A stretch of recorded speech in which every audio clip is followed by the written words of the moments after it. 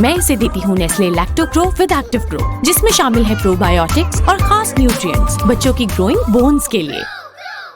बच्चों के अंदर न्यूट्रिशन सप्लीमेंट्स क्या रोल प्ले करते हैं और ये क्यों इम्पोर्टेंट है। सबसे पहले हम बात कर लेते हैं कि बच्चे जो होते हैं वो ग्रोइंग एज के अंदर होते हैं।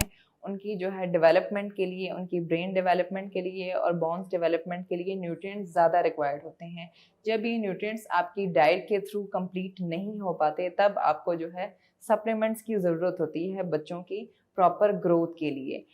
अगर हम बात कर लें सप्लीमेंट्स की, तो सप्लीमेंट जो है इन सारी जो है न्यूट्रिएंट डेफिशिएंसीज को कवर कर रहा होता है, जो कि आपकी फूड के थ्रू पूरी नहीं हो पा रही होती। इवन इसके साथ ये एक इजाफी न्यूट्रिएंट्स प्रोवाइड कर रहे होते हैं आपकी बॉडी को, ताकि जो है बच्चे के अंदर जितनी भी न्यूट्रिशनल डेफिशिएंसीज हैं उनको कवर किया जा सके। सिर्फ वेरीफाइड डॉक्टर से अपॉइंटमेंट बुक कराओ।